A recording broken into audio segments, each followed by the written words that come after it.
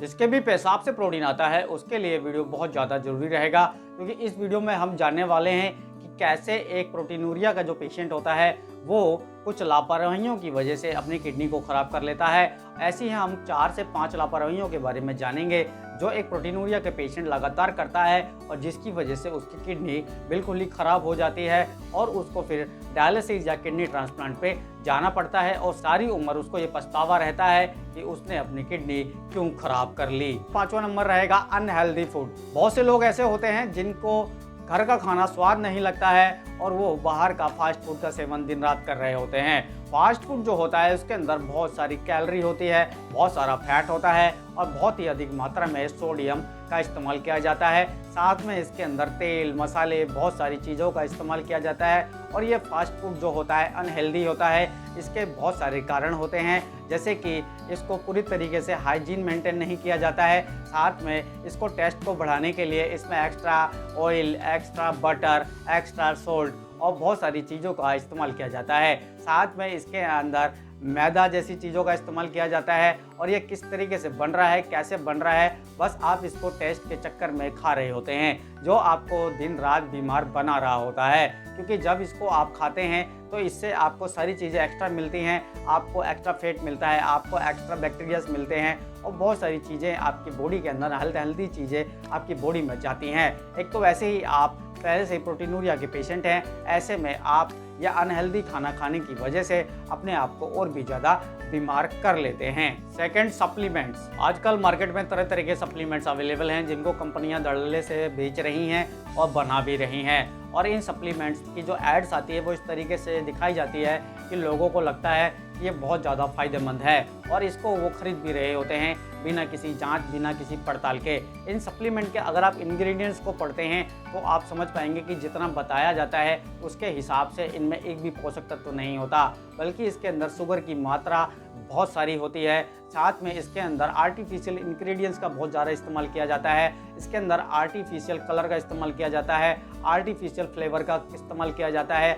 Fat के तौर पे इसके अंदर आपका वेजिटेबल जो ऑयल्स होते हैं उनका इस्तेमाल किया जाता है और ये आपकी बॉडी को बहुत ज़्यादा नुकसान करता है। बहुत सारे पैकेज सप्लीमेंट्स आते हैं जो आप अपने बच्चों को भी देते हैं, आप भी लेते हैं, जैसे बूमेन हॉर्लिक्स आ गया, जैसे आपका प्रोटीन एक्स आ गया, बहुत सारे ऐसे सप्लीमेंट हैं। इन सप्लीमेंट को अगर आप देखेंगे तो ये एक प्रोटीनूरिया के पेशेंट को सिर्फ बीमार करेंगे और आपको कोई भी बेनिफिट नहीं देंगे। सिर्फ ये एक स्ट्रेटजी होती है कि इसको सेल कैसा किया जाए और आपको ये ऐड में इतनी अच्छी तरीके से दिखाया जाता है कि आप इसको तुरंत परचेज कर लेते हैं। तो एक प्रोटीनूरिया के पेशेंट को इन चीज़ों का बिल्कुल भी इस्तेमाल नहीं करना, नहीं तो उसकी किडनी बिल्कुल भी नहीं बचेगी। Third, soft drinks. आजकल टीवी में बहुत सारी एड्स आती हैं, सोशल मीडिया पे एड्स आती हैं जिसमें आपको एनर्जी लेवल बढ़ाने वाले पावर ड्रिंक्स दिखाए जाते हैं, आपको ऐसे ऐसे कोल्ड ड्रिंक्स दिखाए जाते हैं, आपको बहुत सारे पेय पदार्थ दिखाए जाते हैं। तो रूह अफ़ज़ा में सबसे ज़्यादा चीनी का इस्तेमाल किया जाता है। आपका रेड बुल के अंदर बहुत सारे ऐसे प्रिजर्वेटिव का इस्तेमाल किया जाता है, ऐसे केमिकल्स का इस्तेमाल किया जाता है और ऐसे आर्टिफिशियल इंग्रेडिएंट्स का इस्तेमाल किया जाता है जो एक प्रोटीनूरिया के पेशेंट को बहुत ज़्यादा बीमार बना सकते हैं। जितनी भी प्रकार की कोल्ड ड्रिंक्स होती हैं, चाहे वो कोका कोला हो, चाहे वो पेप्सी हो, चाहे वो थम्स अप हो, कोई भी ब्रांड अगर आप पीते हैं, मैं कोका कोला ही नहीं बोलूँगा, जितनी भी प्रकार की कोल्ड ड्रिंक होती हैं सब में शुगर की मात्रा बहुत ज़्यादा होती है, फूड कलर का इस्तेमाल किया जाता है, साथ में इसमें नमक का भी प्रयोग किया जाता है जिससे आपका सोडियम का लेवल भी बढ़ता है, शुगर का लेवल भी बढ़ता है और ये आपको बहुत अधिक बीमार बना रहा होता है।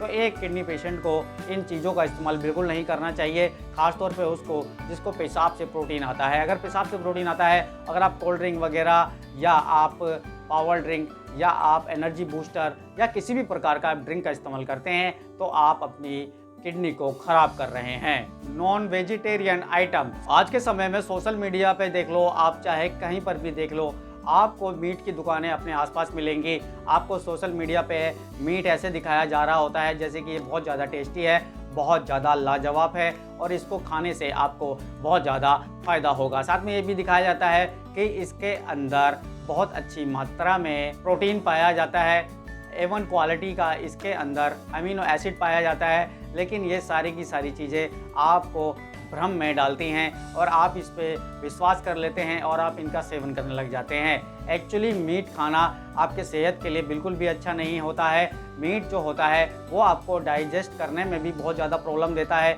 और मीट साथ में आपके बॉडी के एसिड के लेवल को भी बढ़ाता है और मीट के अंदर बहुत अधिक मात्रा में जब ये पचता है तो इससे बहुत अधिक मात्रा में क्रिएटिनिन, यूरिया जैसे हानिकारक तत्व निकलते हैं। और साथ में जो रेड मीट होता है ये भी बहुत ज़्यादा घातक होता है और रेड मीट के अंदर तो बहुत सारा फैट, बहुत सारा सैचुरेटेड फैट और बहुत सारे हानिकारक चीज़ें मिलती हैं। साथ में इसमें रैशेस होते हैं और रैशे होने की वजह से ये आपकी छोटी आंत के अंदर चिपक जाते हैं, जिसकी वजह से आपको अपच की समस्याएं होने लग जाती हैं और ये अच्छे से डाइजेस्ट नहीं हो पाता है और ये आपको बहुत अधिक बीमार बना रहा होता है। तो एक प्रोटीनूरिया के पेशेंट को मीट का सेवन बहुत सीमित मात्रा में ही करना चाहिए। अगर वो करना ही चाहता है मीट का सेवन, उसको बहुत आदत है मीट खाने की, तो वो रेड मीट को छोड़ करके चिकन का सेवन करे, लेकिन साथ में उसके साथ सलाद, हरी सब्जियों का भी सेवन करे ताकि फाइबर की मात्रा भी उसकी बॉडी के अंदर अच्छी खासी क्वांटिटी में जाए,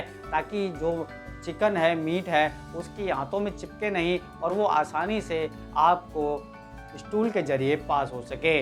नंबर 1, सोडियम इंटेक। नमक किडनी रोगी के लिए जहर समान है, मैं कई बार आपको बता चुका हूँ और बहुत से लोग इसको मजाक समझते हैं। देखिए, जो नमक होता है वो किस तरीके से एक जो प्रोटीनूरिया का पेशेंट है, पेशाब से जिसके प्रोटीन आता है उसकी किडनी कैसे खराब कर देता है, आज मैं आपको समझा देता हूँ। जो नमक होता है वो आपकी बॉडी के अंदर जो फ्लूइड का बैलेंस है उसको बनाता है।